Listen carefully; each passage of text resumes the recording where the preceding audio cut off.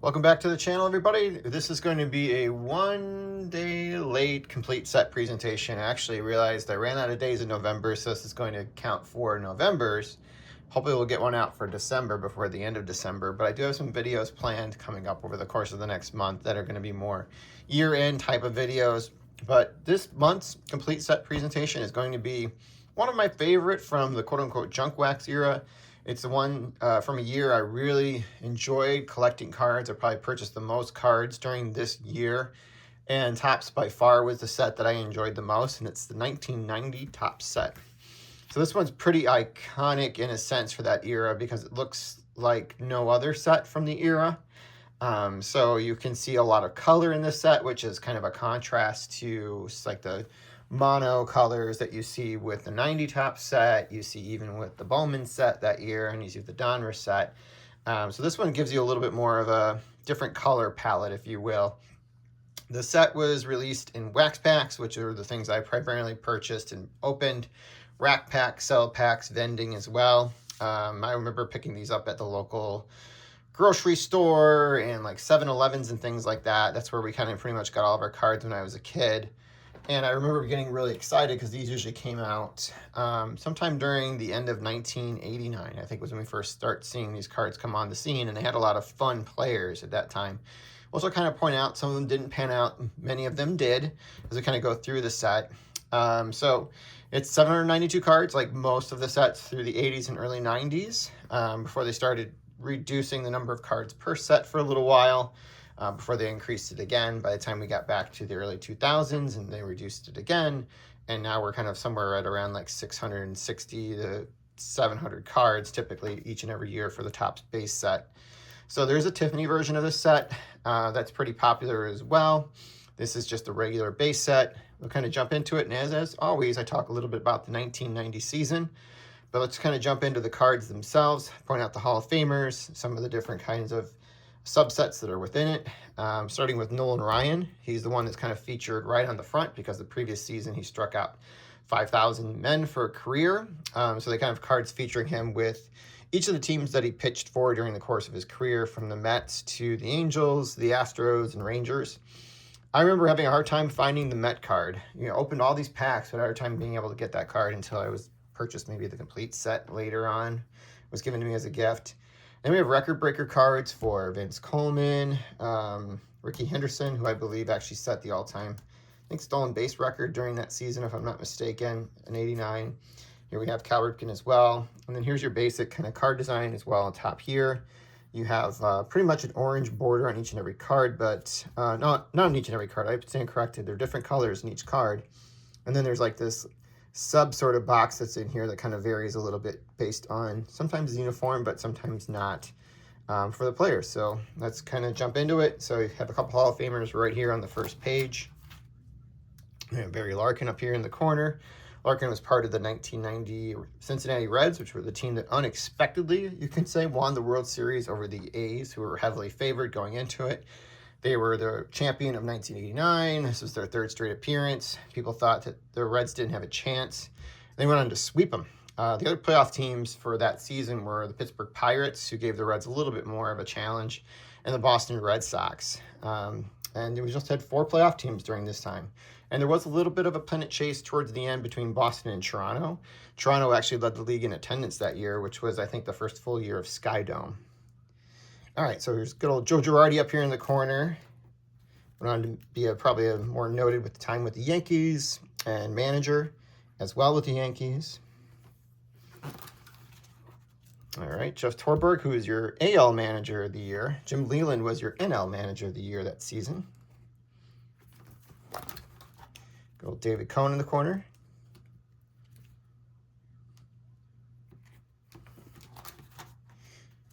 Most of these are portrait shots, but there is some action shots of them pitching on the mound or at the plate, but most of them are going to be headshots for a lot of these cards. Got Dante Bichette down there. That was kind of a hot card at that time. Dave Parker down here in the corner. Hopefully get some Hall of Fame consideration coming up with the Era Committee ballot coming up. I haven't looked at these cards in years. It's kind of fun. Good old Darrell Evans up here in the corner. I think that's his final card, if I'm not mistaken. So future stars, we had like these little future star things on here. I think there's also draft pick cards in here as well, including all-stars and turn back the clocks. Greg Vaughn was definitely a player that had some good seasons during the 90s, but didn't have like a Hall of Fame career. Here we got George Brett. Looks like he's pitching in that one, but he probably wasn't, probably just warming up. Deion Sanders, his rookie were the previous year's traded series.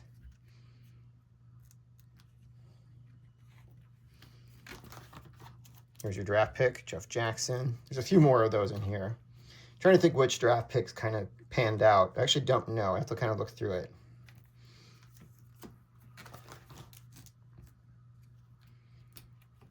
Jack Clark is a Padre. Forgot that he played there. Towards the end of his career, Curt Schilling still with the Orioles. Very young-looking Curt Schilling. Very smug in that picture. Will Clark up here in the corner. He was super popular during my time as a kid. We have Fred Lynn towards the end of his career when he played for Detroit. Old Tommy Helms, good friend of Pete Rose.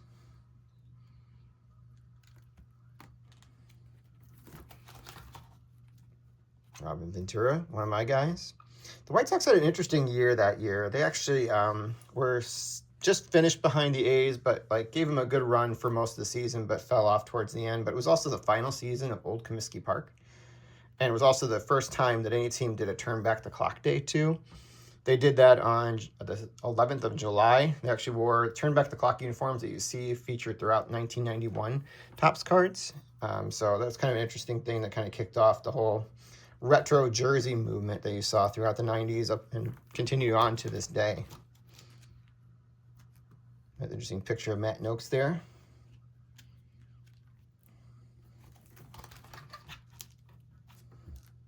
Dawson did something pretty cool in 90. He had his 300 steal, which gave him 300 steals and 300 home runs. He was only the second man in baseball history to do that, the first one being Willie Mays. He's been joined since then by Barry Bonds. Speaking of Bonds, we haven't gotten his card yet, but he was the NL MVP. It was his first one. The AL MVP was Rickey Henderson. We saw Brett earlier. He led the league in average that year. And also Willie McGee also was your batting leader that year. Your Cy Young Award winners were, we haven't reached them yet, but Doug Drabeck and Bob Welch. Good old Kirk Gibson. Edgar Martinez. I try not to miss the Hall of Famers. We've got Craig Biggio. Good old Todd Zeile down here. Ellis Burks was a pretty good player during this time period too. Bobby Witt Sr. His card doesn't carry the same value his son does. Also not the player that his son was. We got Rock Raines, otherwise known as Tim Raines. I think it was in the 92 set they changed it back to Tim, I think, if I'm not mistaken.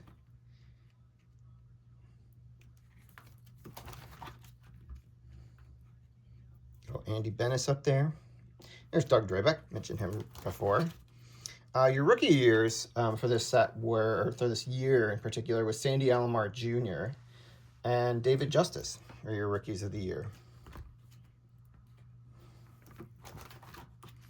Ryan Sandberg actually led the NL in home runs. Your RBI leader for that year, it was Matt Williams. We haven't reached his card yet. We haven't reached Cecil Fielder yet, and he was your home run leader and also your RBI leader for the American League. Here's Barry Bonds. I always like kind of that picture of Barry Bonds there.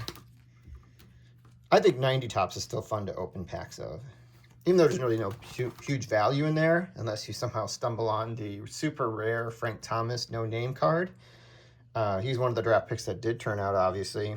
There was also a George Bush card that didn't make it into packs, but it was made at the Topps factory, I think, to give to him.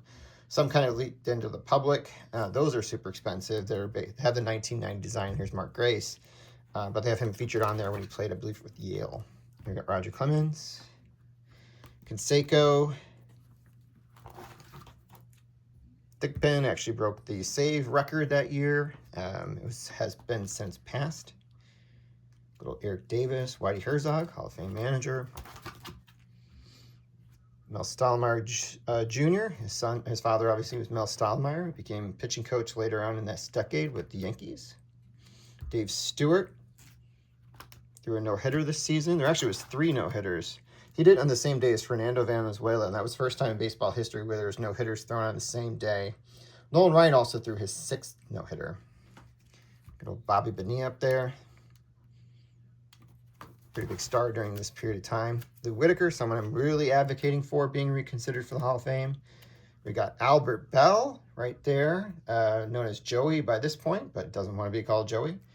Albert Bell was a monster during this decade. Probably won't get reconsidered for the Hall of Fame, but you need a little bit more than just one decade. But he had a decade for the records during the 90s. We got Robin Yount. I just like that picture of him with the smile there.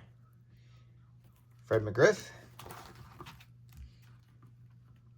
Eddie Murray with the Dodgers. Bo Jackson up here in the corner.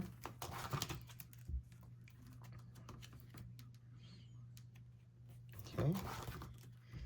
Nobody's standing out to me. Here's Joe Morgan, but not the Joe Morgan that made the Hall of Fame that year. Joe Morgan, the ball player, made the Hall of Fame along with Jim Palmer that year.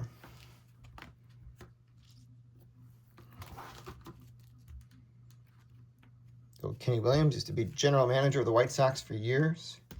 Juan Gonzalez was one of the big rookies of this set. Ken Griffey Jr., everybody wanted this card for sure. I did too. It was his first regular issue card that wasn't a traded series for Topps. They kind of missed the boat with their regular issue process or products in '89, except for the traded series. They didn't have one in like their flagship product.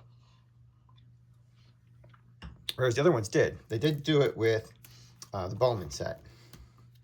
Fernando Valenzuela, as I mentioned before. Harold Baines with the Rangers. So Ripken was quite a pitcher during this time. Here's your NL Rookie of the Year. Paul Molitor down here in the corner. I think most of these are taken during spring training as I'm kind of looking at the pictures. Little Ozzie Guillen, one of my guys. It's a bunting picture.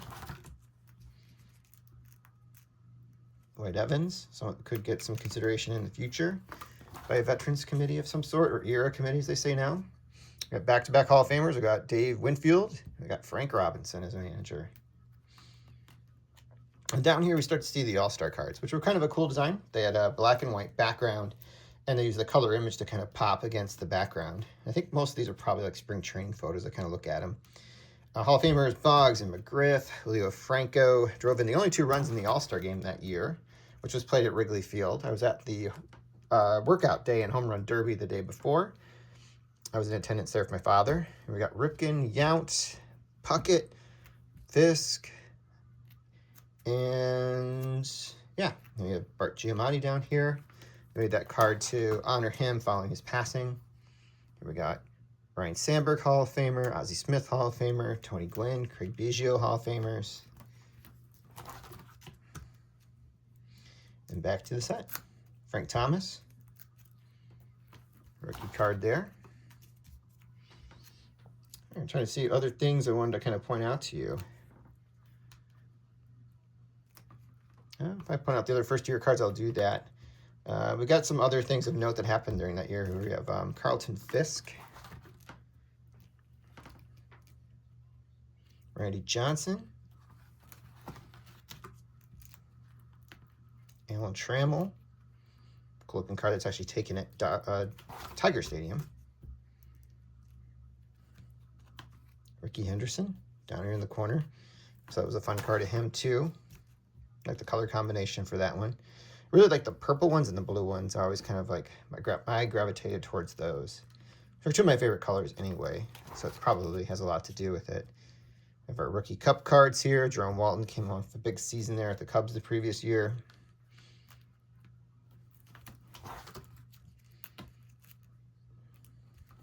Bob Welsh, I mentioned earlier, was your Cy Young Award winner.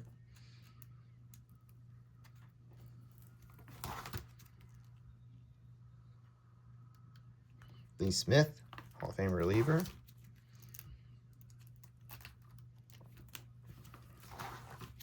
We got Glavine, Hall of Fame pitcher. Doc Gooden. Man, he had a good decade too. Speaking of players that dominated a decade, he definitely did it on the pitching side. Roberto Alomar. Bucky Dent got fired during the season.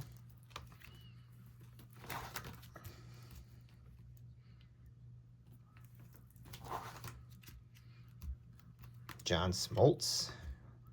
Awesome. Good old Darren Dalton up there. Good old Don Zimmer down here. Baseball lifer. Nope.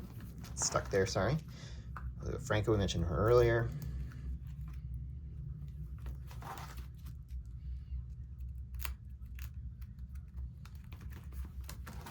Moving along.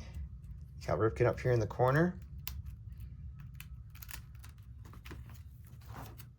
I just keep getting stuck there. Good old Joe Carter. Ken Griffey. The Griffies were kind of an interesting story. Now that we have both of them kind of viewed here. So he came over to the Mariners this season, and he was able to feature with his son for the very first time in a game, which I've written down here on the 31st of August, and then later on the 14th of September was the game where they homered back-to-back. I doubt we'll see that again in baseball, at least in my lifetime. But what a cool moment that was. I remember that so vividly as a kid. We loved everything about that story as baseball fans. All my friends did. And then we all loved Ken Griffey Jr. We were all huge fans of his, and he was like the hot name in the hobby at that time, which still kind of is a hot name from this era. We got Ozzie Smith. He kind of someone that lived up to the hype. Definitely during the 90s in particular. Got Strawberry over here. For injury, started taking him back a bit during the 2000s. Old Sparky Anderson. Kind of like Mike Trout, if you will. Although I hope Trout has a great season coming up and is healthy the whole year. I think he'll be ready for spring training is what I remember. And they said he's having another surgery. And these cards take me back. These names take me back. Tony La Russa. Little Rick Sutcliffe up there. Sutcliffe did a lot of announcing for ESPN after his retirement, and I bring that up only because I didn't know it went this far back, but ESPN got baseball rights during the 90s season and started Sunday Night Baseball that year, so next season will be 35 years old of having games on Sunday night, which I didn't know that until I looked it up. Here we got our turn back the clock cards. I think they stopped after this year. I think this was the last year they did turn back the clock cards. Now, Dylan will know that from Double D Vintage. But we have good old Fred Lynn here, which is not his card from 75. He is part of a multiple player card image for his rookie. Good old Mike Schmidt. Talk about Dick Hauser, who had passed away a couple years later, but took the Royals to the World Series in '85. Beautiful image of Johnny Bench. Beautiful image of Sandy Koufax from 65. Still need to get the 65 card, although it's the same image that's on the 64 Giants that I have in my collection. One of my favorite oversized cards for sure. Good old Tommy Lasorda. Dennis Eckersley. Jim Abbott I mentioned there. That was a big one too. Mark McGuire. Sammy Sosa's first Topps card. That was a big one at that time. Omar Vizquel. Kirby Puckett. First card of Bernie Williams. Very good center fielder through all of his career. Some other things of note as I kind of look through my notes. Nolan Ryan also won his 300th game on the 31st of July that season. Another thing of note too is that on I think it was the 1st of July, Andy Hawkins of the Yankees threw a no-hitter, but he lost the game to the White Sox. It would now not count as a no-hitter because he didn't end up getting the decision in his favor. So that's kind of part of one of the things that's like kind of part of required now for it. But at that time, it would have counted because he didn't give a hit for the entirety of the game that he pitched. And the Twins turned 2 triple plays in a game. It was the first time it ever happened on the 19th of July.